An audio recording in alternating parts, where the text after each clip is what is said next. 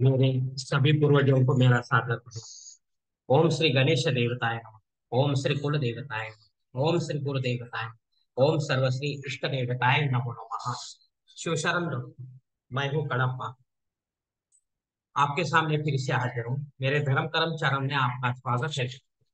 दोस्तों, दिन नक्षत्र तिथि योग और कर्म इन पांच अंगों से बनता है पंचांग।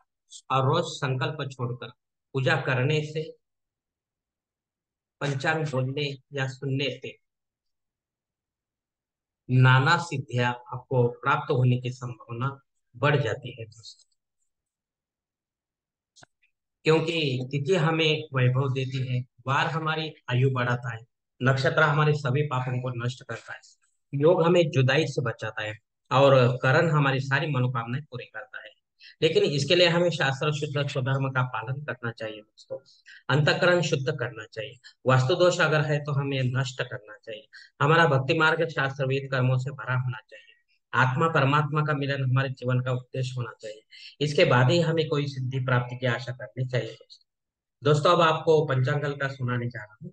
इसका उपयोग आप किसी भी धार्मिक कर्मकांड में आराम से कर सकते हैं दोस्तों।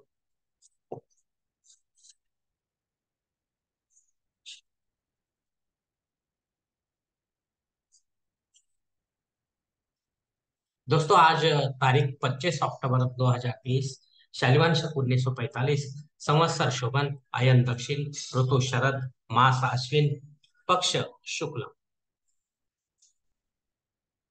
तिथि दोस्तों आज की एकादशी तिथि है। दोपहर 12:33 के बाद द्वादशी तिथि शुरू होगी। वार बुधवार है दोस्तों। नक्षत्र शततारका नक्षत्र है दोस्तों। दोपहर 1:30 के बाद पूर्वा भाद्रपदा नक्षत्र शुरू होगा दोस्तों। योग दोस्तों वृद्धि योग है। दोपहर 12:17 के बाद ध्रुव योग शुरू होगा। करण दोस्तों विष्टिकरण है। 12:33 के बाद भव करण दोपहर में शुरू। रात 11:09 के बाद पालव करण शुरू होगा दोस्तों। दोस्तों, प्रमुख ग्रहों की राशि स्थिति सुबह 5:30 बजे कुछ इस तरह होगी। सूरज जो है वो तुला राशि में होगा, चांद कुंभ राशि में, गुरु मेष राशि में, और शनिदेव अपने कुंभ राशि में हो। बंबई क्षेत्र में सूरज का आगमन और निगमन कुछ इस तरह होगा दोस्तों। आगमन जो है सुबह 6:37 पर होगा, और निगमन जो है शाम को 6:08 पर होगा। दोस्तों, इस पंचांग के आधार पर आज के नित्य देव पूजा का संकल्प हम छोड़ते हैं। इसके लिए आप अपने दाहिने हाथ के हथेली पर थोड़ा सा अक्षत, थोड़ा जल और एक फूल या फूल की पखुड़ी दें दोस्तों। और यह संकल्प जो है वो बोलना शुरू करें। हर ओम शिव शिव शंभो राज्ञ प्रवर्त मानस ब्रह्म द्वितीय परार्थ श्वेत वराह कल्पे वैवस्वत मनवंतरी कलियुगे प्रथम पादे जम्बूद्वीपे भरतवर्ष भरतखंडे मेरो दक्षिण दिक्पाले महाराष्ट्र देशे व्यावहारिक चांद्रमा शालिवान शक 1945 प्रभादे षष्ठी संवत्सरों में शोभन नाम संवत्सरे दक्षिणायने शरद ऋतु अश्विन मासे शुक्ल पक्षे बुधवार वासरे शततारका नक्षत्रे वृद्धि योगे विष्टि करने एकादशी शुभति तो वीर गोत्र में उत्पन्न मैं खड़ा मोह पात्र दुरित अक्षय द्वारा श्री पार्वती पति परमेश्वर विद्यार्थ विधि विधान से पंचोपचार नित्य देव पूजा करे एवं इष्टलिंग पूजा करे। दोस्तों, यहीं पर यह संकल्प जो है वो खत्म हो चुका है। अब आप आपके दाहिने हाथ के हथेली पर जो थोड़ा सा जल है आ, संकल्प का, वो सामने वाली थाली में छोड़ दो। दोस्तों, इस संकल्प की काल मर्यादा जो है वो दोपहर 12:17 तक है। अगर इस समय के बाद अगर आपको कोई संकल्प छोड़ना है किसी धार्मिक विधि के लिए, तो कृपा करके आप ऊपर के बदले हुए पंचांग का सहारा लें दोस्तों, और नया संकल्प बनाकर विधि शुरू करें दोस्तों। दोस्तों, अब मुहूर्त विभाग में देखिए। इसमें धार्मिक विधि और मुहूर्त काल कुछ इस प्रकार दिए गए हैं। सबसे पहले सगाई के लिए मुहूर्त है दोस्तों, अक्टूबर तारीख 26, नवंबर तारीख 1, 6 और 9। गोद भराई के लिए दोस्तों मुहूर्त है नवंबर तारीख 1। नामकरण करने के लिए मुहूर्त है दोस्तों अक्टूबर तारीख 26, नवंबर तारीख 4 और 9। मुंडन करने के लिए मुहूर्त है दोस्तों नवंबर तारीख 1, 3 और 5। गृह प्रवेश करने के लिए मुहूर्त है दोस्तों नवंबर तारीख 3, 5, 6 और 10। अब दूसरे भाग में देखेंगे मुहूर्त के। जनेऊ संस्कार के लिए दोस्तों माघ मास के बिना कोई मुहूर्त नहीं है। शादी ब्याह, वास्तु शांति, भूमि पूजन तथा पायाभरण के लिए कार्तिक मास के बिना कोई मुहूर्त नहीं है दोस्तों। दोस्तों, देव मूर्ति की प्राण प्रतिष्ठा अगर आप करना चाहते हो तो कर सकते हैं पंडित के माध्यम से, घर पर या मंदिर में दोस्तों।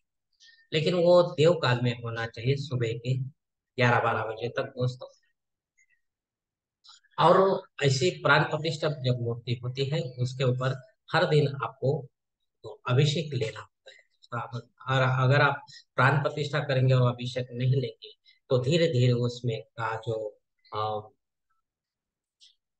देवतापन जो होता है, देवत्व होता है, वो धीरे धीरे कम होते जाता है और एक दिन वो बेजान मूर्ति बन जाती है। इसके लिए दोस्तों अभिषेक करना बहुत जरूरी है। इसमें आप भगवान विष्णु और माता देवियों की, कोई भी किसी भी देवी देवताओं की प्राण प्रतिष्ठा कर सकते हैं दोस्तों। इसके लिए आपको भगवान विष्णु के लिए दोस्तों आपको पुरुष सूक्त लेना चाहिए और देवी की बात आती है तो श्री सूक्त का अभिषेक आपको देना होता है दोस्तों। अगर आप संस्कृत जानते हैं तो संस्कृत भाषा में कीजिए, अन्यथा आप मराठी भाषा में भी मेरा ये वीडियो अपलोड है दोस्तों, वो आप देख सकते हैं दोस्तों। दोस्तों, पंचांग में दी गई कुछ अन्य महत्वपूर्ण जानकारी कुछ इस प्रकार है। पंचांग शुद्धि दोस्तों दोपहर 1 बजे के बाद अच्छा दिन है। दिन विशेष दोस्तों पाशांग कुछ एकादशी है। जो भक्तगण एकादशी का उपवास करते हैं उन्हें ये अच्छा मौका है भगवान विष्णु के चरणों में अपनी सेवा अर्पण करने के लिए दोस्तों। लेकिन जो नियम को लेकर अगर ये उपवास करते हैं तो ही इसका फायदा होता है दोस्तों, अन्यथा फायदा नहीं होगा दोस्तों। जिसमें मेन जो है दोस्तों उपवास जो आप करते हैं वो नमक और मिर्च, तीखा, ये दो चीज आपको वर्ज्य करना है दोस्तों। और भगवान विष्णु की सेवा करनी है। स्नान के साथ आपको अभिषेक युक्त ऐसी पूजा करनी है पुरुष सूक्त की, पुरुष सूक्त को लेकर। और षोडोपचार पूजा करनी है, मतलब उसमें वस्त्र वगैरह सब कुछ आ जाता है दोस्तों। और दूसरी बात, मंत्र जब आपको अपना है, मैंने अपलोड मेरा जो वीडियो है वो एकादशी के 11 नियम जो है, 11 नियम मैंने उसमें बताया है। तो महत्वपूर्ण जो है वो आपको यही बता रहा हूँ। तो आप विष्णु, भगवान विष्णु का कोई भी मंत्र थोड़ा सा बड़ी आवाज में बोल सकते हैं तो इसको कोई प्रॉब्लम नहीं, क्योंकि आप घर के बाहर हो दोस्तों। घर में भी रहोगे तो भी तो आप कर सकते हैं, लेकिन एक जगह बैठने का आपका अ, समय नहीं रहता है दोस्तों। आप चलते फिरते, बैठते उठते कभी भी ये मंत्र जप कर सकते हैं, लेकिन इसके लिए कोई माला आपको हाथ में लेने की जरूरत नहीं है दोस्तों। वरना जो किया कराया सब पानी में जाएगा दोस्तों। अग्नि धरती पर दोपहर 12:33 के बाद हाजिर है दोस्तों।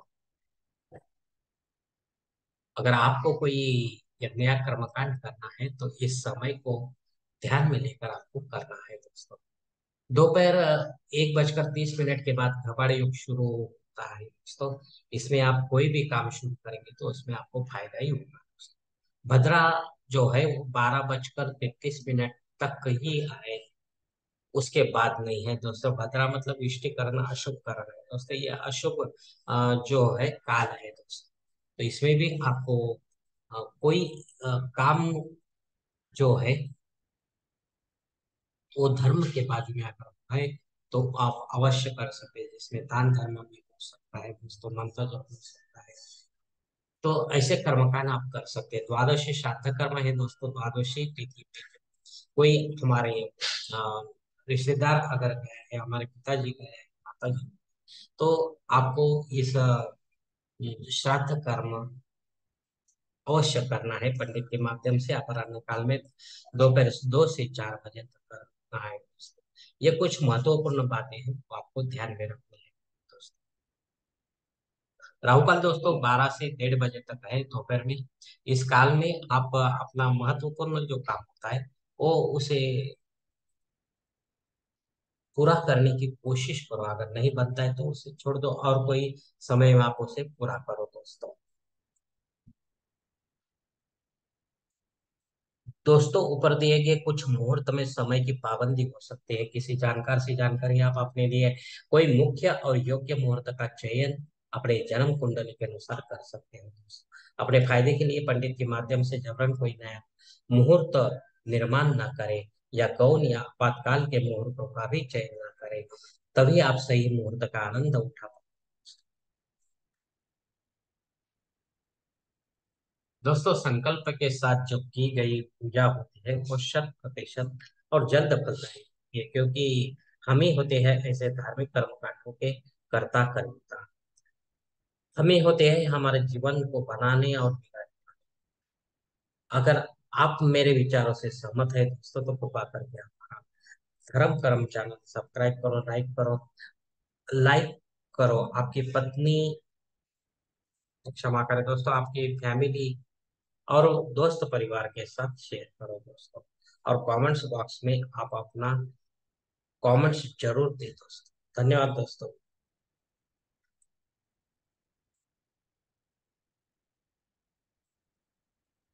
अगली मुलाकात होने तक आप खुश रहे, आनंदी रहे और प्रसन्न रहे। हरि ओम। शिव शंभु महादेव।